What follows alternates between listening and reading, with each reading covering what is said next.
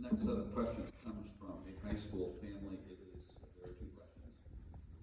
The guidance on children feeling safer without metal detectors predates the school shooting epidemic that shows no sign of abating. When is Forest Hills going to seriously consider metal detectors? That's question one. Question two on this sheet is it true that FHPS has refused the free services of the Child Advocacy Center? If so, why, when our own resources are so slim?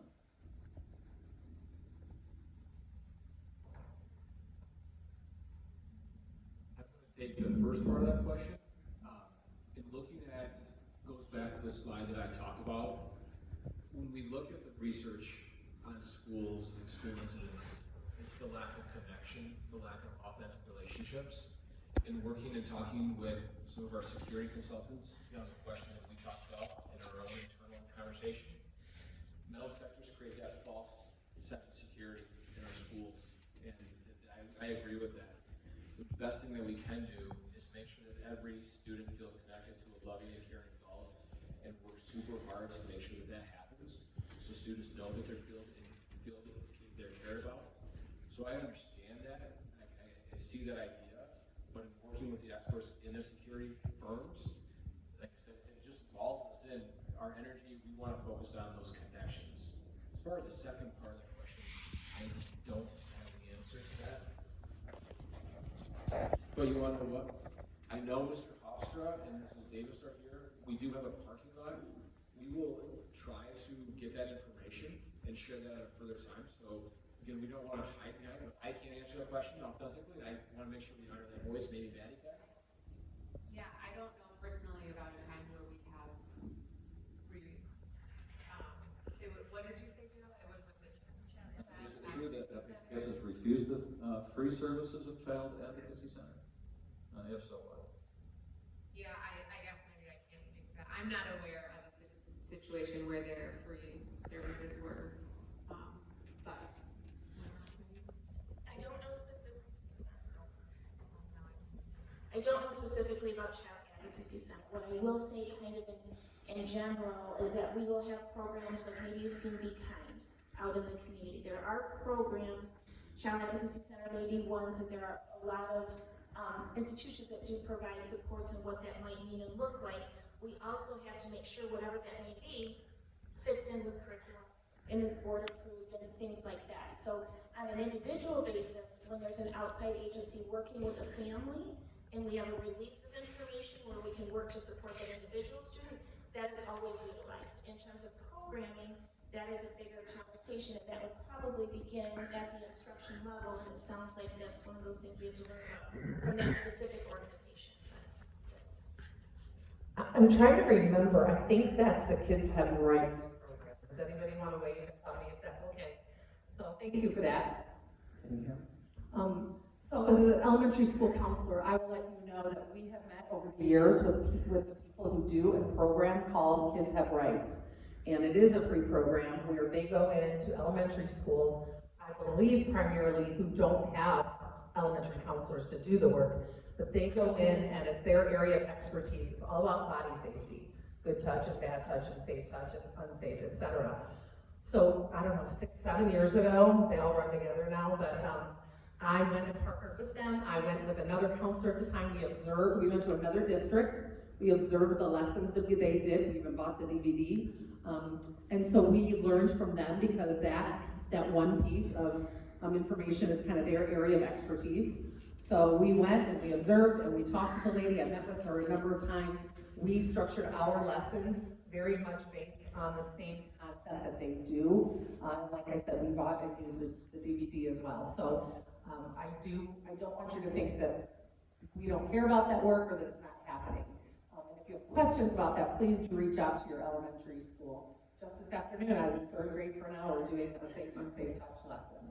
And I told the kids, here's the same picture I've shown you since you were in kindergarten. Yes, these characters are in their swimsuits. Let's not giggle, you can do this. But we talk about, privacy, and we talk about all of that. So from that perspective, I do feel like we've partnered with them. We've gone and taken field trips there. All of the counseling team at the elementary level went and learned all about their services. And so we have taken advantage of that because that is part of their expertise. And I will add that, as Dr. Simpson said, we have a parking lot for these questions, and so if there are things like that question of the advocacy center is not answered, we can follow up at a later time. All right, this next question, I'm gonna do my best at following. This family has students in several schools, elementary school, middle school, and high school. It refers to your slides, Dr. Simpson, for Northern Hills Middle School in that part of the district, regarding counselors and social workers. Counselors at each school, how many? Social worker at each school. What percent of time is a social worker in a specific school? The slide, the statement is, the slide presents as though we have an FTE social worker per building. Can you elaborate on all of your dialogue with staff? Sure, I'll do my best. I can speak from our experience at Northern Hills Middle School. We have 1.5 counselors. Our social worker is with us for 4 full-time days. She's actually in our school every single day, and she spends half a day twice a week at our transition center.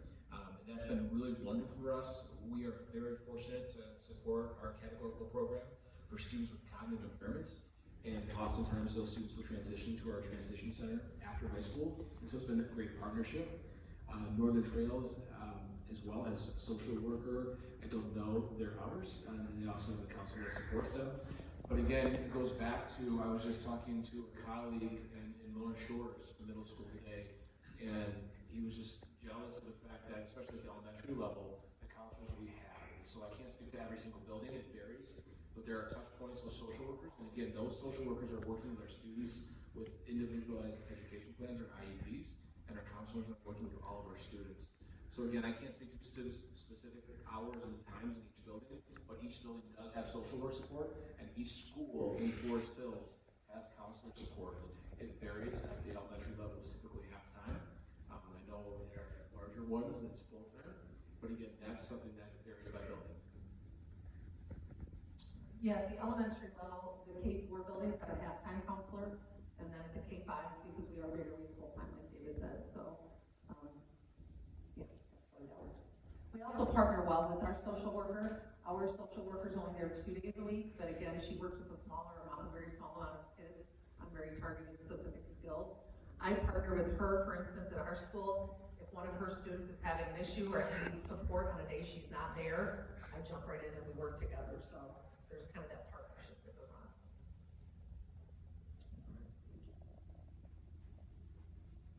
Another family with elementary, middle school, and high school students. What are the objective key performance indicators or metrics for the SROs? How do we balance the cost associated with SROs and counselors to ensure we have the right trained resources for a given situation?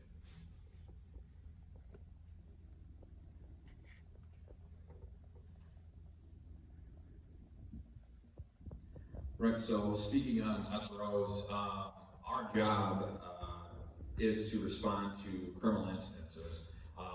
Our job is never to, in the 5 years I've been here, I haven't arrested a student here at the school building. However, there are many criminal complaints that I've taken, and many times that I've had people come to me for help and or for resources. Our metrics are really hard to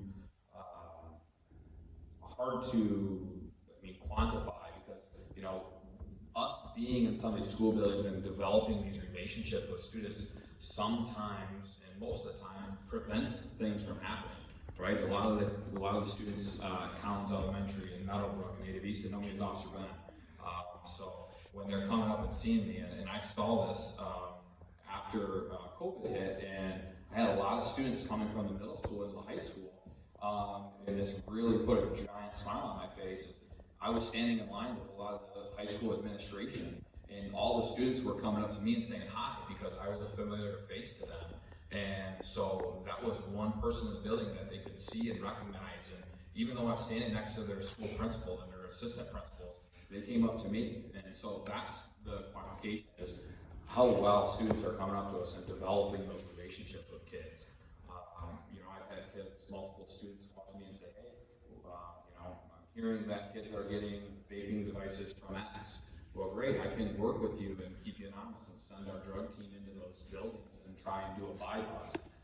Hey, we're possibly hearing of these parties on these weekends. So, even though I might not be able to say, hey, I've arrested 16 people, right? That's not my objective is to arrest kids. It's to develop relationships and to prevent tragedies from happening, whether it's on weekends or during the summer.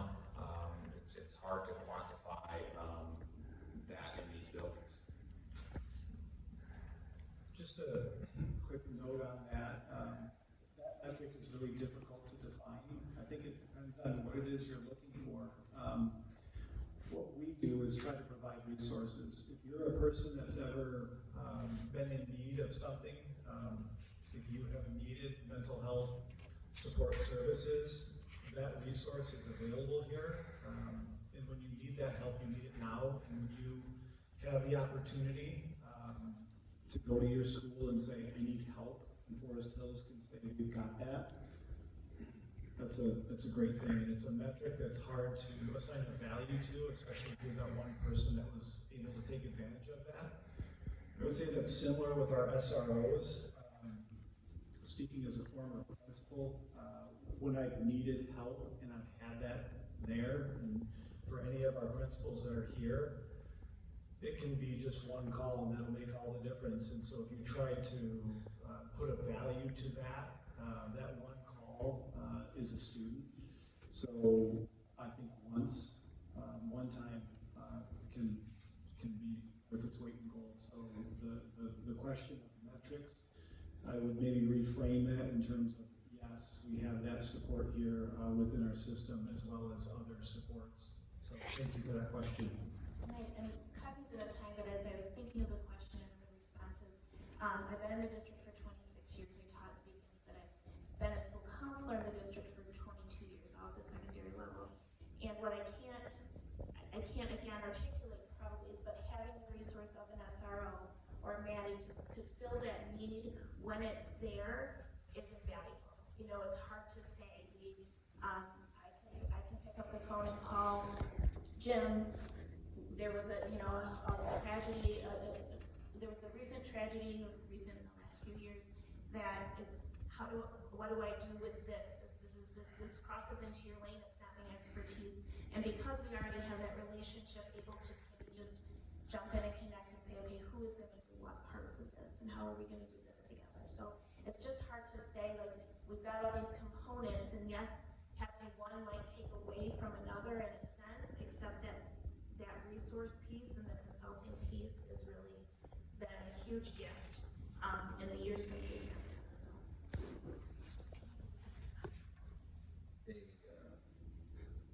A elementary, middle school, and high school family asking about Jersey.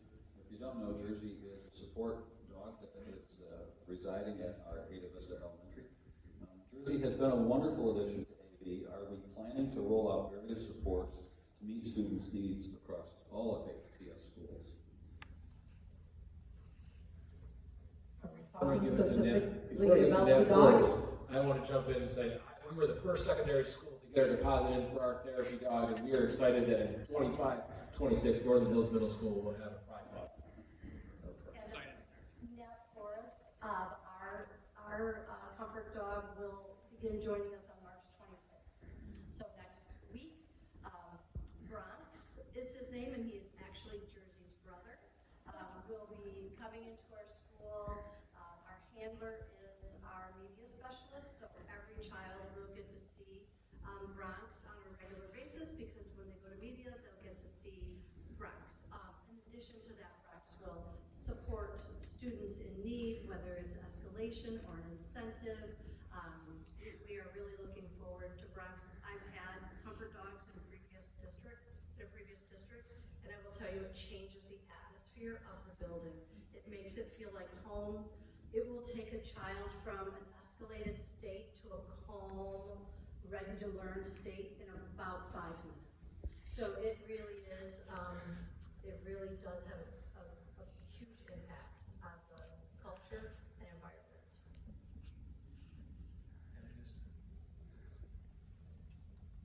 had talked earlier too about those community partnerships, and our Pride Cups are a prime example of that. The number of businesses that have donated veterinary services, goods and services, our local veterinarian clinics that have donated those services make those things possible, and that's what we love. That's why I want to reinforce those, because that is that community. So that it's another example of the community partnership rallying around our students to support. So again, great example of that.